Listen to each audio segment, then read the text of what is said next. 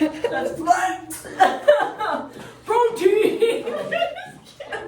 They tried to choke me out earlier, so. We planned it, we just tried it. And it never happened. This is about mobility, guys. This is about mobility, actually.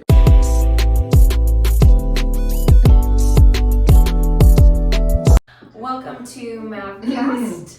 We are going to discuss mobility today because that seems to be a very potent topic in our office. Is how often should I stretch? Can I get more mobility? Can I get more flexibility? What is it? What is it? What's the difference? How do Is I it do like, it? do we just stretch? So we are going to teach you guys a little bit about all the differences, the science behind it, and our favorite mobility drills, and the things that we do to stay mobile, or if we even do the things to stay mobile. I'm going to out myself there that I don't. So take it away. No, well, this is, I do mobility, but this isn't really my expertise, area of expertise, so I thought it'd be fun to ask these brilliant doctors of chiropractic, Dr. Jen Drum and Dr. Jennifer Nelson, about mobility and what is mobility. So my first question is, what's mobility versus flexibility? I'm going to take that one. Go for it. Okay. So scientifically, what we're looking at mobility versus flexibility, or the way we explain it in the office, is that mobility has to do with the actual joint-to-joint relationship, where flexibility has to do with the length or the sensation of the muscular tissue. So yes, you're going to feel stretching while you're doing mobility exercises, but the point of mobility is to essentially attack the joint area, versus flexibility, you're going after those big muscle bellies. And the discernment between the two is like if you're doing a mobility drill and you're feeling pinching as your arm goes up over your head, that mobility drill is not great for you. However, when your arm goes up over your head, you might feel a lat stretch. Could you also turn that into flexibility for the lat? Yes, the idea is the intention behind what we're doing. So that's how we differentiate mobility from flexibility. Nice. Well, what does mobility? Let me add something to that before we go on. Okay. Also, mobility implies that there is use of your muscle as well, whereas flexibility we associate a lot with being passive. So if someone's laying on their back and you lift their leg, a lot of people, you can get their leg almost up to 90 degrees, but then you have them lay on their back and do it themselves and they can't get there. And that just shows that gap between just letting the muscle stretch passively and their brain and their neurology and their patterns allowing them to get to that same space, even though we know musculoskeletally they are physically able to. So mobility is also flexibility with your motor control, your muscle control. And that was like my next question was, what does mobility allow someone to do? Maybe that just stretching won't get them. Yeah, it's an access point. It's the ability to access these ranges of motion that we need in human life. So as an infant, we all know how to squat ass to grass. Every single infant, unless they have a neurological disorder, can squat ass to grass. Some infants can't lift their legs straight up. Some of them lack a little bit of flexibility, but we are all capable with that mobility. As we age, that mobility changes, and it's most likely, we experience traumas. We don't use those ranges of motion anymore, and our access point becomes limited. Now, can we access those points again? Yes, under the right conditions and with the right intentions and with the right exercises, we absolutely can access those ranges of motion in the joint with the tissue length that we're looking for. Now, your contraindications are going to be things like knee replacements and joint replacements where there's metal and you can't access those. But I think that's more so what you were asking. Yeah, I like to think of it like a map. Like every position you go into, body position you go into, your brain logs that on a map of what it's familiar with you doing. So when you go into some of these motions that you're really not used to, it's kind of new for your brain, but you're expanding that map of where your brain feels safe letting you go to. which is why we have to keep diverse movements, because every day that you don't do a squat or you don't go into some of these odd positions, you're narrowing your brain's map of where it comfortably will let you continue to go. So this is why mobility is so important, because even to maintain mobility, you have to put in work and keep moving in more diverse ways. Yeah, and it has to do with Kind of like uncomfortable. It's kind Yeah, of uncomfortable. like the extremes, the motions you're not used to. Like most people going in a deep squat or like bending their knees all the way, they're like, oh no. And it's like, well, if you don't go there, eventually your body is not going to feel safe. Right. The muscles aren't going to be primed. Your brain hasn't gotten input from those positions anymore. So it's going to tighten up. So would you say that, so the whole theory around like, don't let your knees go past your toes. Garbage. For a squat or a lunge or something. I think that's healthy. Yeah. You should be able to. The knees are built like that. They're built to bend. Our bodies are They so should be able to handle that load, right? Yeah, absolutely. Our bodies are just so deconditioned that even for most people to get into a proper squat is insane. And I'm talking like 3 to 5 percentile of people probably can safely go in a like knee and complete flexion deep squat. And You're it's talking like getting to, I mean, the height of the toilet in the United States has gone up 22 centimeters, 22 inches. Oh. The actual height of the toilet, I can't remember the exact number, but it has gone up because we are less variable in our movement. Can't. You know the saying, like, if you don't use it, you lose it? It is very true in the case of mobility and flexibility and muscle mass, but that's for another topic. If you have capabilities early on, the body determines what is energy efficient. So if you have determined in your life that sitting in a chair is more energy efficient than squatting close to the ground, you lose access to that squat. That's why you see differences in cultures, right? The Asian culture, they spend a lot of time squatting. Just that's what they do culturally. In the United States, sorry guys, but we are very lazy. Like, do you squat in your day other than the times that you go to the gym and are told to squat? right. How many of you guys work in a squat? How many of you play with your kids in a squat? How many of you crawl on the ground and get that hip mobility? We don't, because it's not energy efficient, it's not sexy, but we lose access, and that access And it kind of ages hurts us. a little bit for some people, right? Yes. Yeah, the longer that you don't go there, the more it's going to be uncomfortable when you do go there again. Yeah, you gotta earn Right, it. so that's what I'm saying, it's a constant upkeep to be mobile. And the other thing is too, like, so many of our tissue healing, our body's ability to heal has to do with blood flow, right? Blood is what heals you. So when your body is full of tension and you're not very mobile, you restrict your blood flow quite a bit below your body's design. Like, we're supposed to be mobile as an indicator that there's less tension in our body. When there's less tension, there's more blood flow. So like, even people, like all these yogis, people who are super flexible, if you look at people that last and their body lasts, it's the people who move more and have less tension. And it's not just about the musculoskeletal impact, it's also about tension and blood flow and that healing. So lift weights, but also incorporate the mobility and the flexibility. Because a lot of doesn't that a lot of times, like, people come in here, they lift weights, they're like super tight and they have But they don't injuries and they Yeah. wonder why. Yeah. And Yeah. it's preventative too, Yes. to incorporate Or they that as do- part of someone's protocol. They Right? do mobility that isn't relevant to what they're trying working to out. do, So yeah. like, they're like, I have this yoga routine, but like it doesn't model anything that they're trying to access. So now they have a discrepancy in their brain where they're not building a pattern. Right. Right, so you have to have an intention behind your mobility practices and your flexibility practices. So for instance, we'll walk into this. I really want to squat well. I suck at squatting, had 3 knee surgeries and 2 back injuries and a more recent back injury. And I'm just not very good at it. I'm very tight. And I can put a bar on my back and I can squat half decent, but you take the bar away and I'm in trouble. My intention for mobility would have to be my feet, my ankles, my knees, my hips, and my upper back. And I'd have to work those intentionally for what the squat offers in terms of how my joints need to rotate, how those muscles need to lengthen under tension, and then how my body feels in space, my gravitational awareness, right? So it is an intentional practice. It's not just, hey guys, go out and stretch, because frankly, you wouldn't need to listen to us then. You just go on YouTube somewhere else and find a bunch of innocuous stretches, and you would be more flexible. But you're not. You're here listening to us talk about mobility today. Yeah, I want to say one other thing too. Say It's all about the things. strength, like Yeah. the lifting. Yeah.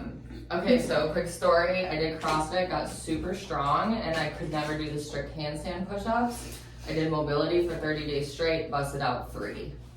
So it's like people don't realize that the more mobile you are, the more you can access like correct fulcrum points and Ranges of levers, motion, too. ranges of motion, where all the joint and the muscles can kick in more ideally. Yeah. Like people do mobility who weightlift a lot and their numbers skyrocket. Mm-hmm. Like they Yeah. go through the roof because you will be able to access a lot more of the whole muscle belly and the contraction when you can actually get your joint in the proper position.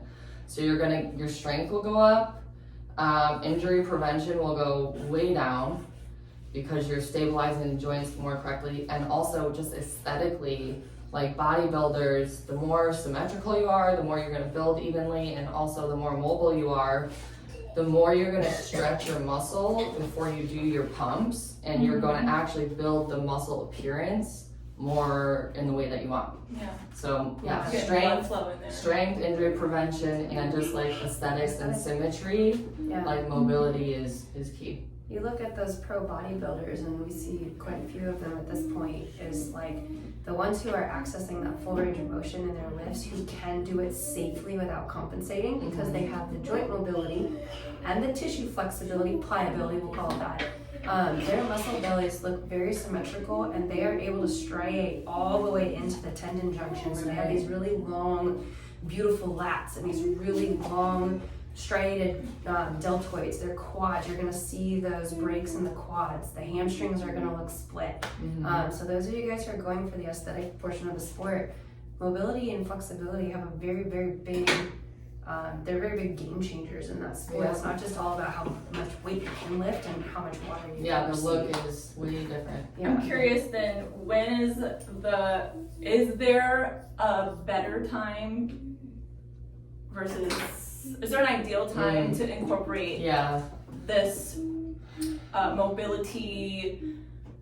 like around workouts. Yeah, like is there Yeah. should they just Well- dedicate like one session to mobility and stretching? Mm. Or do they incorporate it in with their lifting session, or kind of when would be the best time, like ideally? I think you need to just understand the concept first that like when you stretch something, you're just creating this little window of where you can move your body into more a little bit. But if you don't actually like work the muscle in that new range of motion, you're not going to be able to keep it. Okay. So it's like if you're going to go into a workout and you're loosening up a joint, are you engaging it safely and very deliberately before you go into the workout, or are you just stretching the crap out of it and then going and throwing a ton of load on it, right? So I always tell people, do the stretch, and right after do something like with the muscle, like controlling that new range of motion you just got, prep the brain, prep the joint, and then go into your workouts if you want to do it before. But I don't think timing it around a workout is going to make or break how much progress you make. I think it's more about, like I just said, stretching the joint, getting that new access, and then moving the body within that new access until it becomes part of your brain's map again, That's essentially. consistency. Yeah. Yep, consistency, Yeah. right? Your brain's gonna feel safe letting you be more mobile if you keep going there. Right. It Yeah. needs familiarity. Right. Yeah. And I agree with that. We move in, we might stretch into this range of motion, but then when we load in a workout, we load only this much range Yeah, of motion. your brain's like, The rest of this is unsafe territory, even though if you Yeah. sat in that stretch long enough, you could access it again. And this is why people feel like, I stretch, but I don't get anywhere, and I stretch. And on another point, when you're doing long sustained stretching, I was a gymnast, she was a cheerleader. We spent a lot of time sitting in the splits. There is merit to that. It tones down that original stretch signal that you get in your muscles, like, oh God, my hamstring's gonna go. You sit in it long enough, it tones down that signal so the brain finds a new safe zone, a new capability, a new access point. Like Dr. Jen was saying, we then have to go load that access point all the way to the range that you achieved when you were stretching it. Otherwise, when you go back into your heavy weighted workout, you're only going to access this much of the range of motion. The brain is then going to determine that extra stuff is just excess and you don't need it. yeah. So it's okay. I would not necessarily promote sustained stretching before a workout, primarily because, again, the intention of the workout. If you're Right. running sprints, you're doing plyometrics, you're jumping and hopping, you need that quick twitch, and that quick twitch requires those muscle fibers, the sarcomeres, to contract very quickly. If your signal for tension is toned down, so that muscle belly is allowing more length in it, you're going to be real slow off the ground. And where we see problems is people who want to get like a hang clean or a power clean, but they stretched before, and then they have a back issue, right? Because that explosive power it's not is there. not as good. Right. So And I'll also, sorry. your sustained stretching, if you just want to sit and chill and relax and stretch, do that after your workout with a little bit of activation involved in that. So for give like an idea, okay? If you're gonna go into this, Like don't roll out before the workout. No, actually, rolling out is okay before a workout. And it depends on what you want to do. Like, I have done it before where I wanted to like do a workout with just really getting the full muscle contraction. So I will stretch before so I can like get really into the extreme of the workout, but I just go really, really light. Like I go higher reps, super, super light, and I stretch before so I can like get into that new range of motion under a really light load. Okay. So it's still like feeling safe. And then you can build up to system. heavier loads. And then you build to heavier, yeah. So I tell, like, I always suggest people do like a couple days of just heavy, and then a day of basically using the workout to help your mobility. That would be called active recovery, guys. Yeah. You don't have to not train on your off days. You just change the intensity and the length of the training to give you the access points. But I think that foam rolling is fine before a workout. Again, you want to be active. So like I was showing you, like, okay, let's go into another one. A pec stretch, right? You could walk behind a rig and pull yourself into a pec stretch. That's not the end of that pec stretch. In that position, you have a couple of options. Number one, fully stretched out, you can press up against that. Resistance. Yeah, so you're resisting up against the rig, so you're activating the pec while it's in stretch.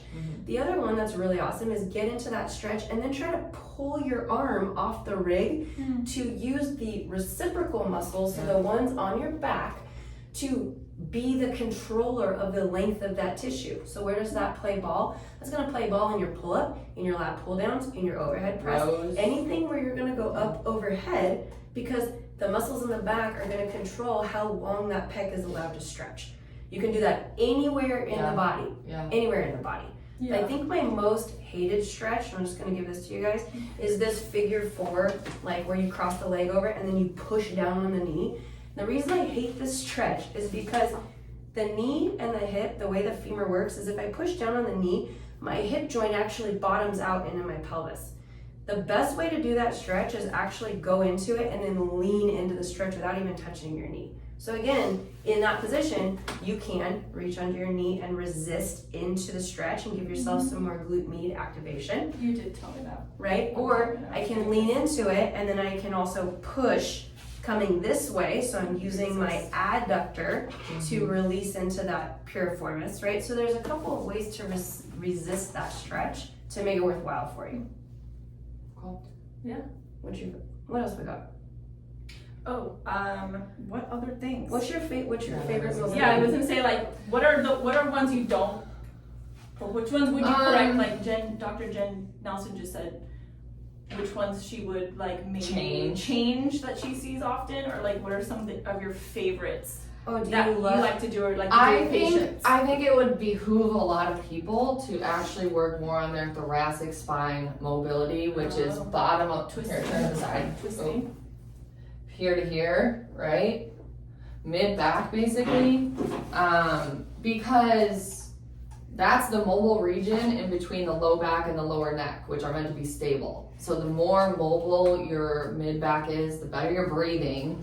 And then that rotation is what takes on the motion, because those joints are made for a lot of movement. Okay. And the more your mid back moves, then the less the low back and the lower neck have to take in. So a lot of people's pain, like neck and low back pain, is actually has a lot of contribution from the mid back not being mobile. So that's forward, back, side to side, and the rotational. And that's what we see in the gym a lot, is people are racking themselves up over a foam roller into extension, but they never practice rotation. Or the lateral flexion. A lot of flexion, people don't right. like that, and they have none of it. And it's like, do you know how much your mid back is supposed to be moving? Like, that's so for the that's a people group who sport. are afraid or who have been given the advice that maybe it's you can bust a myth, or maybe it's true, that if we are rotating, we're going to dislocate, or we're gonna have disc issues. Oh, that's what I'm saying. I've heard that. That's what I'm saying is Don't if your twist. mid-back doesn't rotate as Your it's discs meant are to, bulge.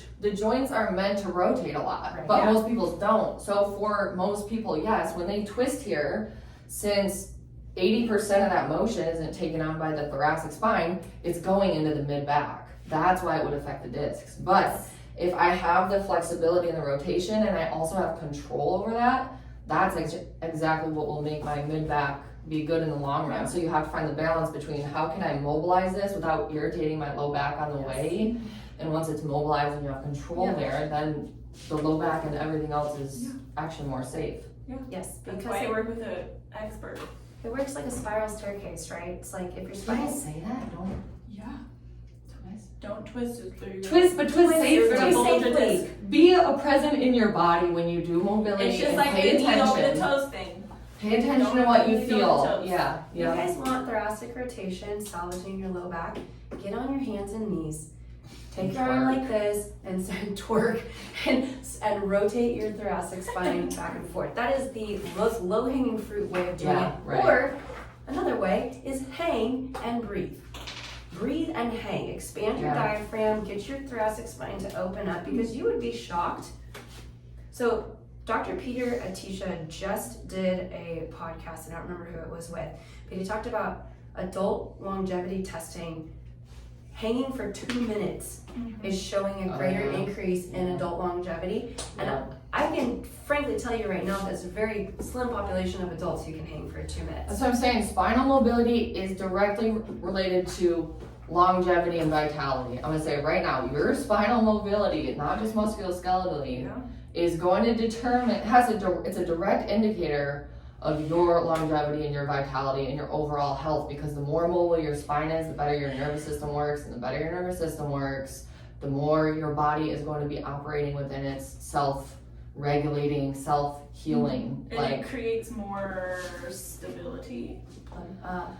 It Ha- creates having- a tighter effect of what your brain wants to happen in your body, and the way that your body can communicate to the brain. So the nervous system's running everything. So literally, the more mobile your spine is, like that decrease in pressure on your nervous system makes it run more efficiently and more effectively. Because your force is transduced through the center of your body. So anything and everything you do, from walking to rolling over to weightlifting to running to just standing there, all that force from the ground and gravity is transduced through the middle of your body. Ironically, Right, that's yeah. where all of your organs are at too. If you lack mobility, your body is going to stiffen up because it's afraid of anything outside of this narrow range of motion. At that point, that's where your point of stability is. So anything outside of that, this is where you hear like, I bent over to put my sock on and blew my back out, or I was like getting groceries out of the car and I threw my back out, or my shoulder's killing me because I reached behind to grab my bag and, hurt my shoulder. All of that they're talking about has to do with the fact that their spine was not mobile enough and stable within that range of motion to accommodate the transfer of forces that needed to happen. Right. And I know that was a lot of words, but basically, make your spine more mobile, In the right spots. make the tissues around your spine more flexible, and then all of that new range of motion that you have, be able to activate it. Yeah. Those 3 simple steps. Bring it into your day-to-day. Like if you get a mobility routine, when you go to get plates out of the cupboards, get your shoulders back. When you go to pick something up, open up the hips and put that movement into the hips and not the low back, right? So keeping yourself mobile is something we do with our lifestyle and how we're moving, how we're picking up our kids, how we're doing all of it. And it's about preserving your joints, putting the right forces into the right parts of the body, so you're not developing arthritis, you're not developing these bad body patterns that are stretching your tissues out in wrong ways for years and years and years until you get chronic pain and you can't come out of it. Right? It's about accessing your skeleton in the correct ways and just learning how to move in your day-to-day that assists that and keeps you moving healthy. Yeah. There's so much more to it than just being mobile. Yes. I want to back up a little bit. We go through infancy, we have these physiological developments that happen. We are never, ever going to move like infants. We are not. Our head to body ratios are different. Our hips are shaped differently, especially women after puberty. So we're not saying move like an infant. We're saying at some point embedded in your mind, in your subconscious, you have capabilities in joint access for all of these different joints. You still have those access points. They look a little bit different, but you still have those access points. If you get injured, once you get injured, because everybody's going to get injured at some point, you need, after the pain or while the pain is decreasing, you should be accessing range of motion, simultaneously building stability as you access that range of motion. So Yes, sprained ankle yes. is a great example. You roll that ankle. How many of you guys have had chronic ankle sprains? Okay. Well, first of all, your doctor is not really helping you. Okay. So let's come back to that. I wish I had them. I used to sprain my ankles all the time. When that mobility, when the swelling goes down, and you start returning mobility to that ankle, simultaneously you need to be loading that mobility to make sure you're stabilizing those joints. And this is how you promote a safe, stable ankle that does not have reoccurring ankle sprains. Yeah. That's every joint in the body. I have an SI joint that doesn't like to move that much. I need to restore really good, solid, stable mobility in my hips and my thoracic spine, all the way up into breathing. Mm-hmm. And that starts at how do my feet move, how do my knees move, my tibias rotate, how do my femurs move inside of my hip socket, how's my thoracic spine move on my low back, right? So you can connect all of this, and that could be very overwhelming. So I choose to focus on internal and external rotation of my hips and thoracic rotation and thoracic extension. Those are my intentional points that I know will make my SI joint feel better. Yeah. So it's not so big and overwhelming. And What do you focus on? Everyone's body has certain spots that are tighter. Like my right hip always has an issue with more external. Like you have things where it's probably like 2 or 3 really big points in your body that should be mobile or should be stable, and they're not. Right. So what did you learn at the Parker seminars about your thoracic spine? Oh yeah, also for me, like I've always been all about belly breathing, and they were trying to have me breathe into my chest, like lift my sternum with my breath. My chest didn't move at all. Like I can't even breathe and expand my rib cage up here. This is Dr. Greg Rose, right? Yeah, From TPI. yeah, Yes, he's a health specialist. yeah, and that was the thing too. And then I started realizing, like, even my thoracic spine, Your spine. I'm very upright, but I don't have flexion. Like, I don't have that curve at all. And it's important. And I've had all these shoulder issues and haven't been able to figure it out. And it's like, oh my goodness, right? So I think a good thing to do is just identify the areas of the body that are supposed to be mobile and mobilize them safely while keeping the stable regions feeling safe and stable, and just being mindful of them as you mobilize. So your ankles need to be mobile, hips need to be mobile, thoracic spine and the shoulder joint. needs to be mobile, and then the top of the neck need to be mobile. But Focus there. for most people, it's ankles, hips, and thoracic spine. If you work on mobilizing those, and then you be mindful of keeping the knees and the low back stable as you're moving, you're just going to correct your body. I know like, that. limitlessly. I ran a marathon with her advice to do certain mobility exercises throughout the training, and then I ran one without. Yeah, and then I ran a marathon without having like a solid mobility and strengthening certain areas like the soleuses and calves and things like that, and working on hip flexors and all that. And I was in so much pain during the race, and obviously after I was in so much pain, like I could barely walk. Yeah, and that might be the I really think it made a huge difference. Oh, for I was like, sure. I've done one before, I'll be fine. That's the thing too, like, you don't have to do a lot. Like, you did a race where you probably just spent a few minutes doing that, or maybe throughout, and it's like, if you give the brain just a little bit of what it needs of, like, prepping the body and kind of those odd ranges of motion, like, I'm talking a couple minutes, some motor control, that's gonna kick on, like, your brain's gonna log it quick. It doesn't take a lot. No, it was, there's a huge difference. So what, you experienced a lack of blood flow compensated movement because Range of you were motion. trying to create force and tissues that Less are not ready. proprioception. Yeah, I mean, less I would body say it weight was and just spare- everything. Like Right. the whole change Yeah. from the hips down were just. It's crazy how mobility will just like bring things alive.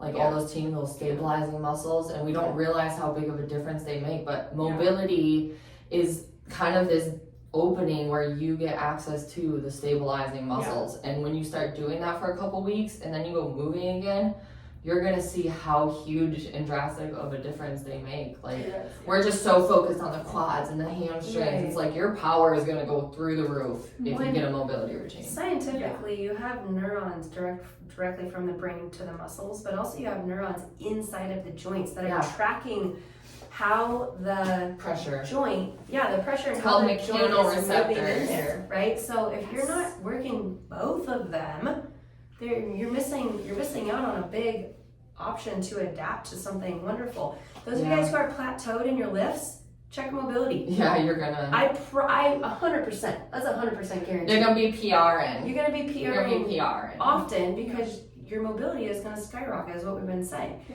Your pain is going to go down Yeah. because you're going to have blood flow, and blood flow brings growth hormone. It also decreases our pain receptors. More blood flow to You're that gonna be area. throwing barbells through the gym. Watch out, guys. You're gonna be uprooting the rack and flipping the entire.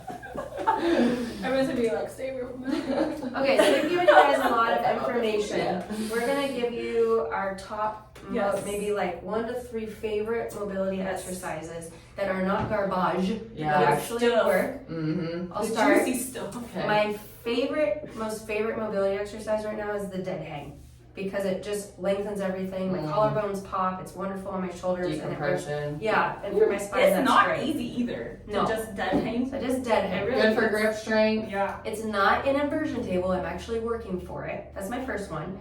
My second most favorite one is actually the sumo squat where I put my elbows between my knees and I just ratchet out on my that's so knees. good. I love that one for my adductors because and then I'll kind of just like shift back and forth to get a little bit more access Or you can point. windshield wiper the knees Yes. a little bit when you're down in And then there. my third most favorite one, which has a little bit of controversy behind it, but I like it for me, is the Z-sit. So it's like if you're sitting on the floor with one leg in front of you like this and the other one's behind you in that position. Mhm. Yeah, and I just sit there. Like that's yeah. when I play with my daughter in that position or with the dog, and it just feels good to kind of like rotate through my hips. Find the spot that Yeah. you make to go. Yeah. And then I switch sides because Sit in. I'm tighter on one side than the other. So those are my top 3 favorites. I stay in those for 2 to 3 minutes each, and then I switch. I do not run or lift or anything after I do those stretches because that's my time for my body to decrease its stimulus. But when I do lift, I go in and I will do those very quickly, and then I will use my first couple sets to access those ranges, Yeah. warm them up, make sure I'm hitting full range that I have access to, and then I use it as a checkpoint. Am I getting more mobility or is it not working? And then I'll change. But those are my top 3. Yeah. What about you? I like just a little lunge where I'm bending my back leg, like bringing it off the ground. You know, split lunge, where that back leg I bring it off the ground, do a little hamstring curl, hamstring curl. Without holding it or without holding it and touching it. So I bend my like scorpion tail up, and then I will drop it inward and rotate it in and out. So I'm getting rotation of the hip with the hamstring engaged. That's tough. That is That's tough, really but that tough. is such a sweet one because that, like the hamstring engagement with rotation of the hip, you're almost never getting to. It feels so good, and like you'll feel so stable in your squats if you do that before. Okay. And another one I actually like is just a bird dog opposites, because we often don't have the glute and the opposite shoulder blade contracted, like that oblique chain posterior, and I'll go into that, and then I'll bring them both out to an X and bring it back So in. like really like That whole using back the turns whole- on, the and whole body basically. again, stretching the front of the shoulder, stretching the front of the hip, Balance, so you're getting it all, and make it, you can, and I like feeling into that, like, does this feel the same as this one? If not, how can I change it? Like, you can find out a lot about your asymmetries too. Yeah. Cool. What do you That's mobility. What? Comment below. We're also Subscribe. we are gonna attach a sheet that we're going to be giving out at our next seminar, Oh yeah. June 21st. Put it on your calendar. You do not want to miss it. And if you are law enforcement, I expect to see you there. Yeah, we're I gonna do expect to some see you there. mobility. We're gonna just wear something bendy. Wear something, wear some PT clothes because we are gonna get you guys moving and grunting and feeling good. Yeah. Let us know if you guys have any questions or requests for some of these as well. Like, subscribe. We love you guys. Thanks for tuning in.